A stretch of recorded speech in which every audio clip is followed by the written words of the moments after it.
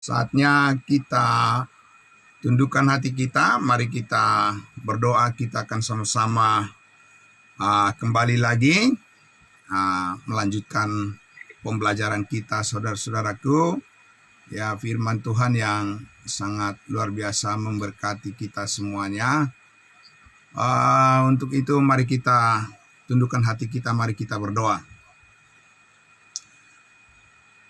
Sungguh indah hidup kami ini, ya Tuhan, indah oleh karena kami diperkenankan terus merenungkan lebih dalam lagi betapa besarnya, dalamnya kasih Kristus yang telah tertanam di hati kami, dan kami rindu terus ya Tuhan melihat semuanya rencanamu berdasarkan kebenaran rahasia yang sangat mulia yang Engkau tampilkan, ditarik dari setiap firman-Mu yang Engkau nyatakan menjadi sumber sukacita dan damai sejahtera dalam hidup kami. Pagi hari ini ya Tuhan, diberkatilah semua saudara-saudara seiman kami, anak-anak Tuhan yang sangat luar biasa, memberikan dirinya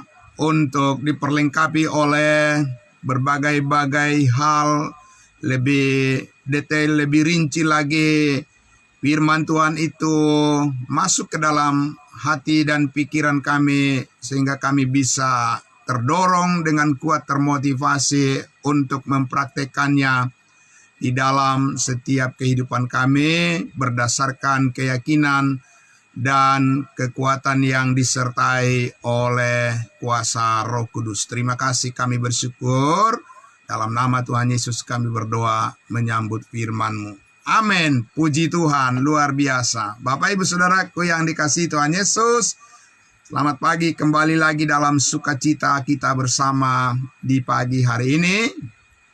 Saudara-saudara, ya, terima kasih atas komitmen yang sangat kuat di dalam diri saudara dan saya, atas kerinduan untuk terus diperlengkapi oleh firman Tuhan. Amin. Puji Tuhan Bapak Ibu Saudaraku yang dikasihi Tuhan Yesus. Inilah kerinduan kita bersama, saudara-saudaraku, di mana kita mempunyai satu keinginan bersama. Amin. Satu hati, satu pikiran, satu suara, kita memuliakan Tuhan dengan cara Tuhan sendiri. Amin. Dan kita percaya Bapak Ibu Saudaraku, ya, dengan apa yang sedang kita jalani saat ini, ya, di mana kita bersama-sama menaklukkan isi hati dan pikiran kita kepada Tuhan Yesus. Ya, percayalah Bapak Ibu Saudaraku yang dikasihi Tuhan Yesus, sebagaimana janji Tuhan, ya, dengan pengharapan yang nyata di dalam Yesus akan semakin tergambarkan, terlukiskan di dalam pikiran, di dalam gagasan, di dalam hati, dan bahkan di dalam pengalaman perasaan kita sendiri. Oleh karena saudara-saudaraku, ya, kita sangat bersyukur bahwa firman Tuhan ini akan membawa kita masuk ke dalam rencana Tuhan yang sangat spesial, sangat istimewa. Ini bukan pemikiran manusia ya, Bapak Ibu Saudara. Ya, oleh karena itu jangan heran ketika saudara dan saya menyaksikan kabar baik tentang salib Kristus dengan cara memberitakan pemahaman firman wahyu rahasia, ya, saudara, mungkin akan dianggap oleh dunia, kesaksian kita itu dianggapnya hanya minoritas, begitu ya, karena manusia di dunia ini sudah tergoda dan bahkan sudah melekat di dalam hati pikiran mereka bahwa siapa yang paling banyak, ya, kelompok mana yang paling kuat, yang paling diakui oleh manusia, maka itulah yang paling layak untuk dipertimbangkan sebagai pemimpin, sebagai pemandu, ya. Tapi tidak demikian Bapak Ibu Saudara, ya. Itu adalah pemikiran yang sangat jauh dari apa yang Tuhan katakan di dalam firman-Nya, ya.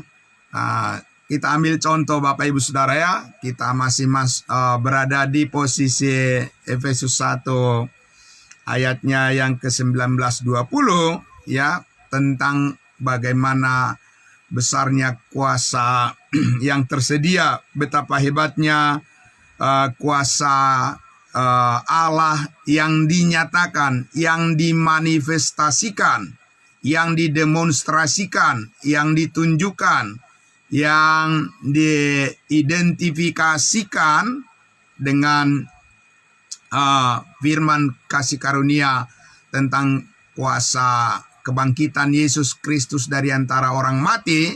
Ini adalah sesuatu yang sangat dahsyat Bapak Ibu Saudara, ya, sangat luar biasa.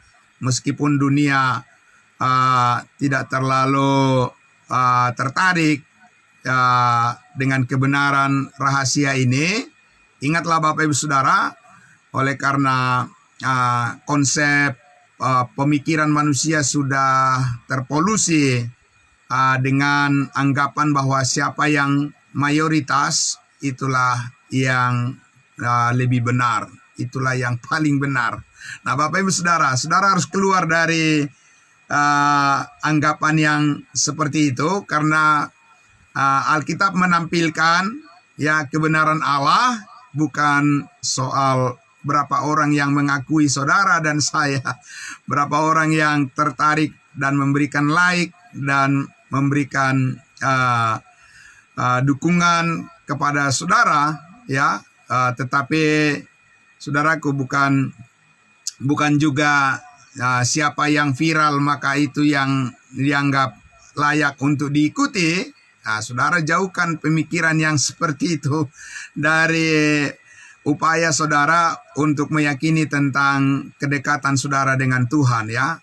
Tetapi siapa yang lebih mengerti apa yang dikatakan Tuhan di dalam firman-Nya, tidak peduli berapa like, ya, tidak peduli berapa orang yang memuji, tepuk tangan, aplaus, yang memberikan hormat dan pujian, itu tidak lagi terlalu penting bagi saudara dan saya. Amin. Nah, saudaraku yang dikasihi Tuhan Yesus, oleh karena itulah, maka, ya, bagi saya sendiri, saudara, adalah suatu berkat yang sangat besar, ya, bagi kita semua ketika kita sudah menemukan kehendak Allah yang rahasia ini, sehingga, ya, saudara dan saya bisa terus bersyukur kepada Tuhan di dalam segala hal, karena kita tahu bahwa yang terbaik dari Tuhan yang tidak kita usahakan, ya, Bapak Ibu Saudara.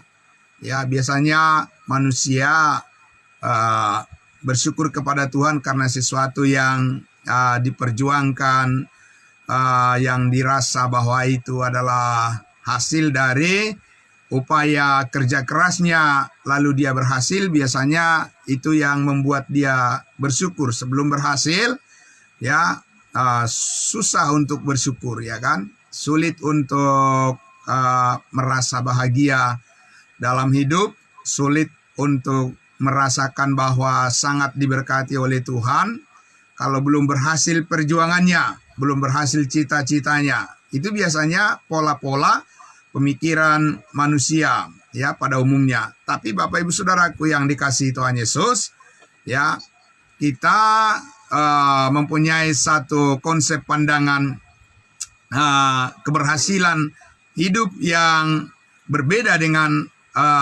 apa yang dipikirkan oleh manusia, bahwa di dalam Yesus Kristus, saudara-saudara dan saya adalah orang-orang yang sudah menang. Amin. Bahkan lebih daripada pemenang. Jadi saudara, itu yang sedang kita pelajari. Ya, itu yang sedang kita renungkan setiap pagi. Ya, bahwa di dalam Tuhan Yesus, di dalam kuasa kebangkitannya dari antara orang mati, karena itu adalah power yang paling nyata saat ini dilakukan oleh Allah, Bapak Ibu Saudara, melalui iman tentunya, ya, atas pengorbanan Yesus Kristus di atas kayu salib, kematiannya yang sudah menyelesaikan, mengampuni, menghapuskan segala kesalahan kita dan dosa kita, supaya kita tidak dikendalikan lagi, tidak lagi diintervensi oleh perasaan-perasaan yang tidak penting melekat pada diri kita, perasaan berdosa. Ya, Bapak Ibu Saudara, manusia di dunia ini rata-rata kan mereka sangat jeli, sangat peka, sangat dekat dengan perasaan berdosa. Ya, saudara-saudara. Jadi dari mana kita tahu, Bapak Ibu Saudara? Ya, dari doa-doanya lah. Ya, dari doa-doa dari orang-orang yang selalu mengulang-ulang sesuatu kata-kata yang tidak relevan dengan kehidupan yang baru di dalam Kristus. Ya, mengulang-ulang doa yang tidak penting dan tidak membawa perubahan apa-apa. Tetapi saudara dan saya akan mengulang-ulang pengalaman hidup di dalam kebenaran Kristus, bahwa kita akan terus menyampaikan bahwa Tuhan Yesus sudah mati di atas kayu salib untuk mengampuni, menyelesaikan segala kesalahan dan dosa dan pelanggaran kita. Amin. Sehingga sekarang kita merasakan bahwa sangat kuat, ya, di dalam keyakinan kita bahwa firman Tuhan mengatakan kita ini oleh darah Yesus hidup kita sudah disucikan, ya, sudah dikuduskan oleh darah Yesus. Ya, dengan penuh kerendahan hati kita meresponi itu sebagai identitas kita. Amin. Bapak Ibu Saudara, sebagai identitas kita, ya, semua manusia sebagai penduduk, ya, suatu kota atau suatu negara pasti punya identitas. Nah, sebagai warga surga, sebagai penduduk surga, ya, di dalam Yesus, saudara dan saya mempunyai identitas. Kita adalah orang-orang kudusnya Tuhan. Amin. Ya, mungkin kedengaran Bapak Ibu Saudara seperti ya somse, sombong sekali. Tapi saudara ingatlah bahwa mengakui kebenaran Allah menjadi kesaksian yang melekat pada diri kita, itu bukan kesombongan, tapi itu adalah merupakan kejujuran. Mengakui apa yang kita terima dari Tuhan. Amin. Bapak Ibu Saudara. Jadi saudara dan saya mempunyai, jadinya sekarang kita mempunyai tradisi yang berbeda dalam hidup ini. Amin. Bapak Ibu Saudara. Daripada sekedar hanya ikut-ikutan dalam hidup ini, kita harus mempunyai satu pendirian yang kuat, yang teguh, yang mantap, ya, yang kokoh, ya. Bagaimana kita menyaksikan apa yang kita mengerti dari pengenalan kita akan Tuhan Yesus juru selamat kita yang hidup. Amin. Ya, bahwa kita ini adalah orang-orang yang telah dibenarkan, orang-orang benar, bukan karena kita sudah melakukan sempurna apa yang disebut dengan perbuatan-perbuatan baik, ya, tetapi karena kita percaya bahwa pengorbanan Yesus Kristus di atas kayu salib sudah cukup menjadi sumber kebaikan kita. Amin. Nah, itu hal yang sangat berbeda, Bapak Ibu Saudara. Dan saudara dan saya bisa mengulang-ulang itu setiap hari, karena itu adalah merupakan nutrisi, kalau bisa disebut, ya, bagi tubuh kita, tubuh rohani kita, sebagai nutrisi yang membuat sehat tubuh kita agar bisa beraktivitas dengan efektif, ya. Jadi hidup kita, Bapak Ibu Saudara, tidak jadi mubazir, ya.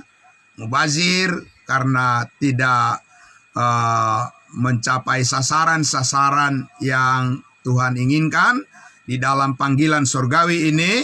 Saudara-saudara, kita belajar untuk memahami siapa diri kita di hadapan Tuhan Yesus. Amin.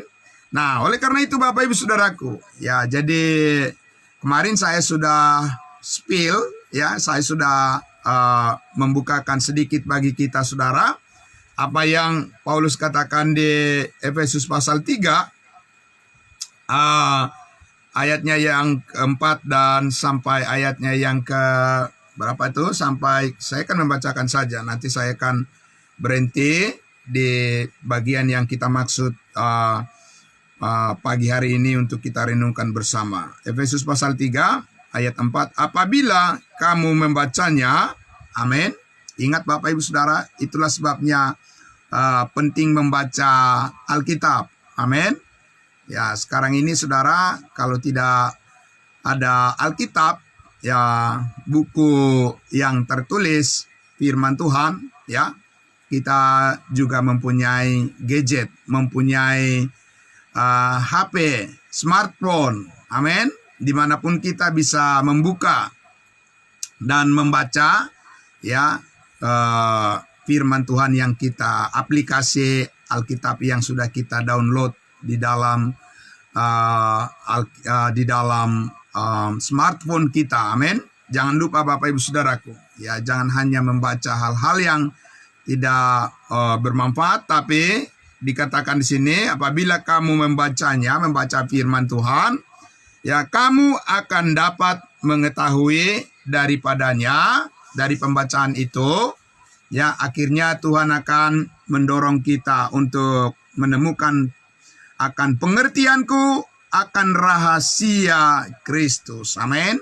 Rahasia Kristus tentang kehidupan yang terbaik, kehidupan yang kekal, kehidupan yang tidak bisa digoyahkan oleh situasi-situasi dunia yang berubah-ubah, kehidupan yang murni, yang tulus, yang suci, dan kehidupan yang mulia untuk selama-lamanya. Jadi ada rahasia untuk menemukan itu Bapak Ibu Saudara. Itu sangat luar biasa, amin. Ada jalan rahasia yang Tuhan simpan dan akan dibukakan kepada kita apabila kita bersedia membuka hati kita, mengetahui, membaca tadi, ya, membaca akan firman Tuhan. Dan itu maksud dan tujuan daripada Allah mengapa kita dipanggil untuk datang kepada pengetahuan akan kebenaran. Ya, nah, pengetahuan rahasia Kristus ini di ayat 5 dikatakan yang pada zaman, ya, angkatan-angkatan dahulu, ya, yang terdahulu tidak diberitakan kepada anak-anak manusia. Jadi ini yang saya katakan saudara, dan saya terus belajar dengan baik untuk memahami maksud rahasia di sini, bukan rahasia secara umum, ya, rahasia misalnya seperti rahasia PIN untuk menggunakan ATM dan seterusnya Bapak Ibu Saudara, atau rahasia dari cerita dongeng, ya, rahasia Nyi Roro Kidul, begitu, ya. Ya, bukan rahasia seperti itu yang dimaksud di sini Bapak Ibu Saudara, ya. Tapi rahasia yang dimaksud di sini adalah yaitu apa yang tidak diungkapkan oleh Tuhan di zaman perjanjian lama. Amin.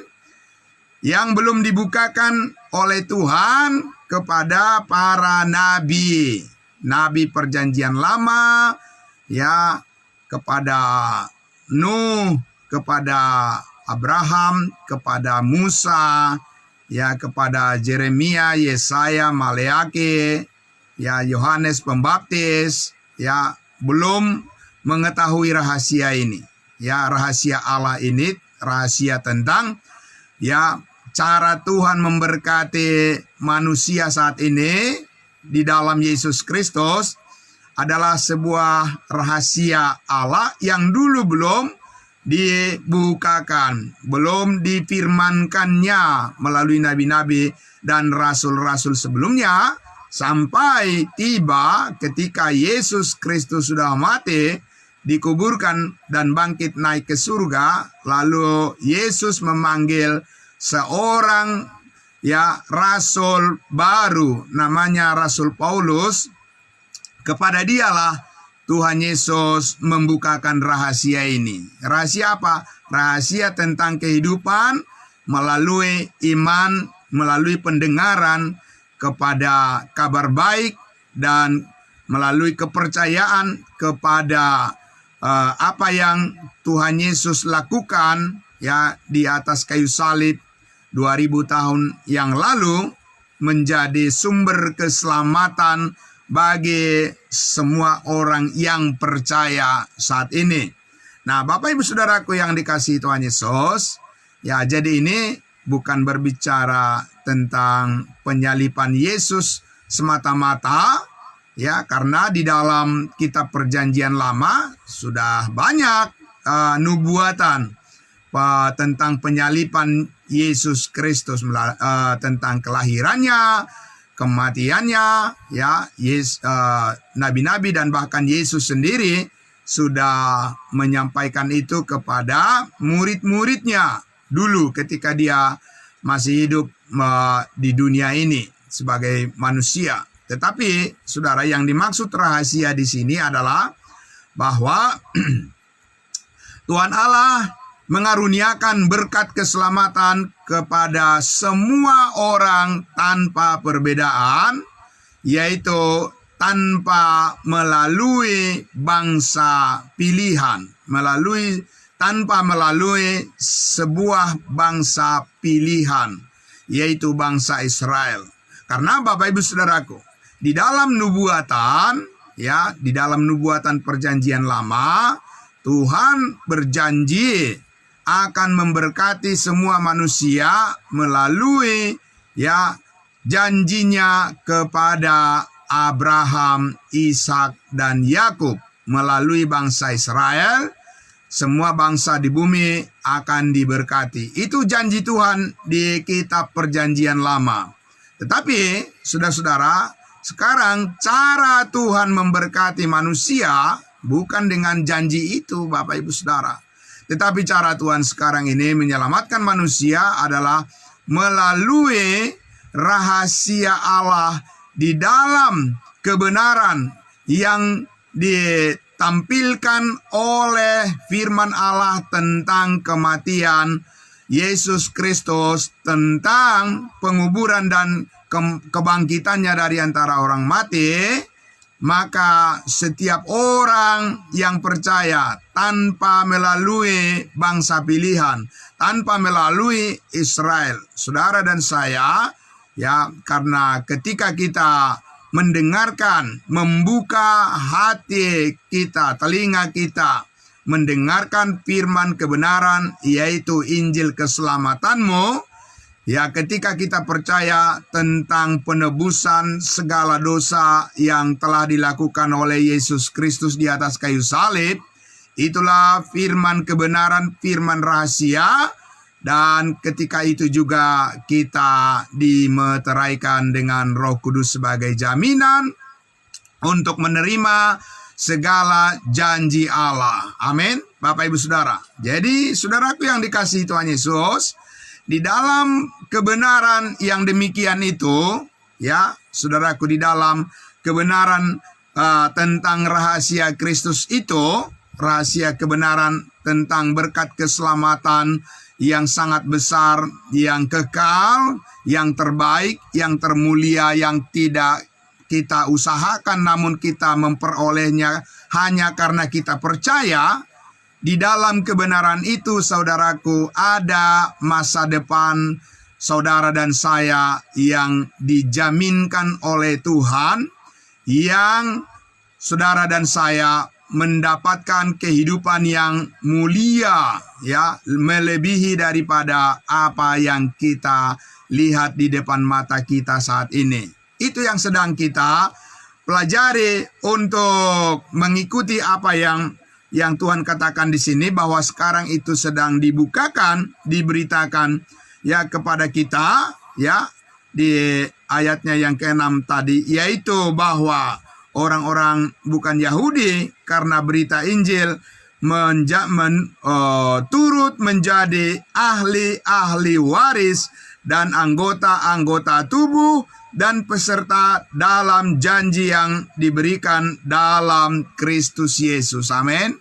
Jadi saudara dan saya sedang memasuki suatu perjalanan cerita kehidupan yang baru, yang unik di dalam Tuhan Yesus, di mana kita mempunyai suatu tahapan proses di mana kita memperoleh pengetahuan yang baru. Jangan pengetahuan yang lama terus Bapak Ibu Saudara yang didaur ulang, yang basi, diulang-ulang terus tentang Yesus Kristus. Tetapi kita harus dikualifikasi dinilai oleh Tuhan berdasarkan pengertian akan kebenaran yang baru, tentang hidup baru, tentang Yesus Kristus yang surgawi. Pemahaman, pengetahuan, dan pengenalan dan kesaksian saudara harus berada dalam ruang lingkup kebenaran yang sangat mulia ini. Amin. Jadi kita sangat hati-hati Bapak Ibu Saudara, sehingga tidak semua yang kita dengar itu bisa kita aminkan saja. Tidak bisa Bapak Ibu Saudara. Kita harus mengaminkan apa yang benar berdasarkan firman Tuhan. Amin. Firman Tuhan yang dibagi dengan tepat Bapak Ibu Saudara. Karena ada juga pemberitaan firman Tuhan yang dicampur aduk semuanya Bapak Ibu Saudara. Diaduk semuanya. Diaduk bagaimana? Diaduk Bapak Ibu Saudaraku, disampaikan setiap ayat firman Tuhan itu dianggapnya itu adalah ditujukan kepada kita saat ini. Tidak begitu Bapak Ibu Saudara. Ambil contoh misalnya saudaraku. Ambil contoh ketika Tuhan Yesus mengajarkan doa Bapa kami, contoh dan di dalam doa Bapa kami itu diminta supaya kita mengampuni orang lain, supaya kita mengampuni orang lain yang bersalah kepada kita, dan itulah syaratnya supaya kita diampuni. Bapak Ibu Saudaraku yang dikasihi Tuhan Yesus, kehidupan kerohanian saudara akan bermasalah kalau itu yang saudara mengerti sebagai andalan saudara untuk memahami tentang pengampunan dosa saat ini. Tetapi kalau saudara mengerti tentang rahasia Kristus di atas kayu salib, bahwa Yesus mengatakan di atas kayu salib itu sudah selesai. Sebab Yesus mengajarkan doa Bapa kami sebelum dia disalibkan. Amin. Dan itu adalah pengetahuan rahasia Bapak Ibu Saudara yang dibukakan kepada kita untuk menenangkan hati kita, supaya kita tahu bersyukur dalam segala hal Bapak Ibu Saudara. Bagaimana kita dikatakan mengucap syukur dalam segala hal, tapi kita tidak mengakui pengampunan segala dosa yang sudah selesai. Tidak mungkin orang itu dikatakan dia tahu bersyukur. Tidak tahu bersyukur. Kalau pengetahuannya adalah bahwa saya adalah orang berdosa, saya adalah orang yang tidak layak untuk masuk surga, saya adalah orang yang paling menderita di dunia, saya adalah orang yang tidak tahu kemana masa depan saya untuk yang akan datang, dan banyak kekeliruan pengetahuan manusia terutama di dalam kekristenan saat ini Bapak Ibu Saudara, sehingga menjadi sangat rumit pengajaran itu membuat banyak orang tidak benar-benar yakin tentang keselamatannya, tidak benar-benar yakin akan kepastian hidup yang kekal di dalam Yesus Kristus yang telah dikaruniakan kepada setiap orang yang percaya. Nah, yang mengakibatkan perpecahan Bapak Ibu Saudaraku di antara orang-orang yang mengaku percaya kepada Tuhan Yesus sulit untuk saling mengasihi, saling mengampuni satu dengan yang lain. Kenapa demikian? Karena firman yang ditujukan kepada kita untuk mengerti tentang pengampunan yang benar saat ini adalah apa yang tertulis di dalam firman rahasia, yaitu di Efesus 4 ayat 32. Karena di Efesus 4 ayat 32 dikatakan, hendaklah kamu ramah seorang terhadap yang lain, penuh kasih mesra, dan saling mengampuni, sebagaimana Allah di dalam Yesus Kristus telah mengampuni kamu. Amin.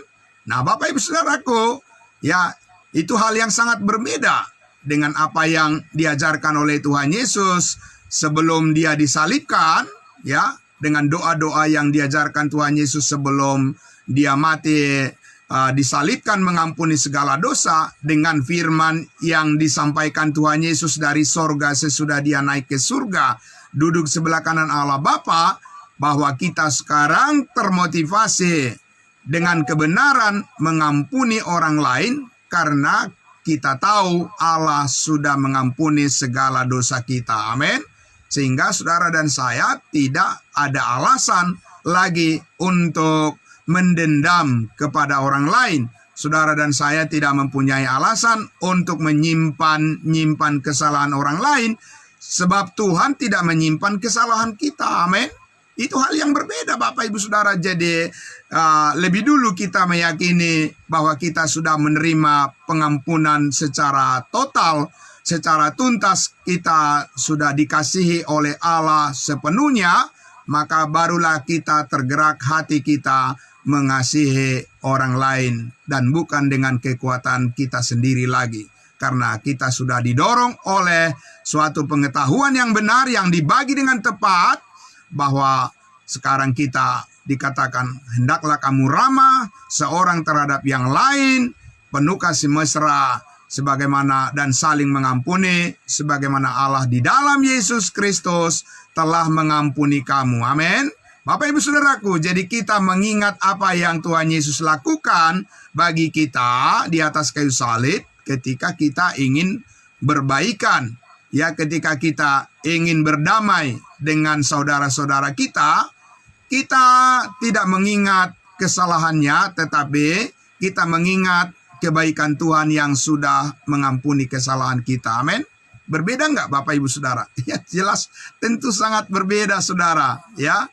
Karena ya, kita termotivasi dimulai dari satu keyakinan bahwa kita sudah menerima pengampunan dari Tuhan Yesus, dibandingkan dengan ya kita termotivasi ingin mengampuni orang lain supaya Tuhan mengampuni kita. Itu nggak bakalan berhasil, Bapak Ibu Saudara. Ya, kenapa tidak berhasil? Karena bukan begitu. Sekarang ini rahasia firman Allah yang mengajar kita untuk mengerti tentang kasih karunia Tuhan. Cara Tuhan adalah mengajarkan kepada kita wajib mengampuni orang lain yang bersalah kepada kita, karena Tuhan sudah lebih dulu mengampuni segala kesalahan kita. Amin. Jadi Bapak Ibu Saudara, mungkin ya, ini orang berpikir itu hanya permainan kata-kata, tetapi tidak, Bapak Ibu Saudara. Ya, memang kebenaran itu, saudaraku, ya, membutuhkan kesetiaan untuk terus menaati firman Tuhan, ya, karena dibutuhkan suatu proses kejujuran dan keuletan, kesetiaan saudara untuk membuka hati untuk masuk terus pada rangkaian setiap pengertian-pengertian yang lebih lengkap tentang bagaimana Tuhan sangat mengasihi kita dan bagaimana Dia mempersiapkan segala apa yang kita perlukan, mencukupkan apa yang kita perlukan sesuai dengan apa yang Dia kehendaki. Saudara-saudara, kita membutuhkan waktu dan proses yang panjang. Amin.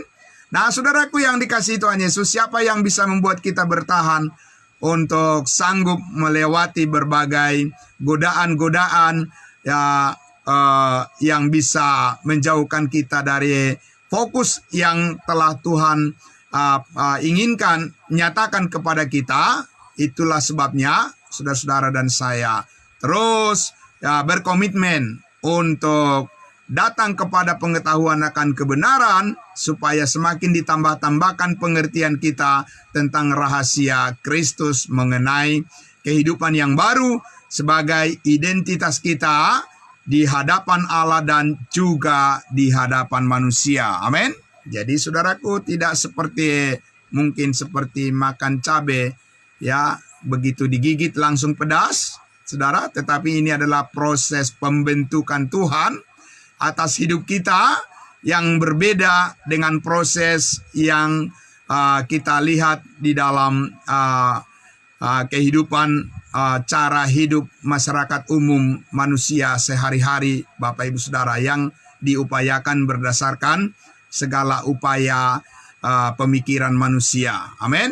Jadi saudaraku yang dikasihi Tuhan Yesus, tetaplah setia untuk datang belajar firman kebenaran rahasia Allah, rahasia Kristus, supaya saudara-saudara dan saya terus diteguhkan hatinya, dan keyakinan pengharapan kita selalu bersandar pada kuat kuasa kebangkitan Yesus Kristus yang mulia, yang diteguhkan oleh pertolongan Roh Kudus yang memimpin hidup kita setiap hari, setiap saat kita disanggupkan untuk bersyukur senantiasa. Amin. Mari kita berdoa. Allah Bapa di dalam surga, terima kasih, kami sangat bersyukur ya Tuhan, waktu yang singkat, padat, dan jelas bagi kami di pagi hari ini adalah momentum-momentum prima. Bagi kami adalah saat-saat quality time bagi kami untuk menghubungkan seluruh pemikiran, perasaan, hati, dan tindakan kami, perbuatan kami, agar terus diselaraskan dengan firman kebenaran-Mu, supaya kami tidak berusaha membenarkan diri lagi dan tidak berusaha membela diri lagi, tetapi kami pasrah, bersandar sepenuhnya kepada kasih karunia Allah yang mencukupkan apa yang kami perlukan. Terima kasih Bapa di dalam surga, apa yang kami butuhkan hanya Tuhan Yesus yang bisa mencukupinya. Dan dengan kelimpahan kasih-Mu, kami rindu supaya hidup kami terus semakin lebih maju lagi ke depan. Tuhan Yesus membawa kami kepada seluruh rancangan-Mu yang mulia. Tuhan memberkati kami semua, orang-orang percaya-Mu yang terhubung setiap pagi bersama-sama kami bersyukur, memuliakan-Mu. Engkau menambahkan segala rezeki, berkat, dan memudahkan bagi kami segala apa yang kami kerjakan. Biarlah Tuhan yang menolong dan menyempurnakan. Di dalam nama Tuhan Yesus kami berdoa. Puji Tuhan. Amin. Amin. Terima kasih. Selamat pagi, saudara-saudaraku semuanya. Salam buat kita. Kita jumpa besok pagi lagi. Tuhan memberkati. Terima kasih, Pastor.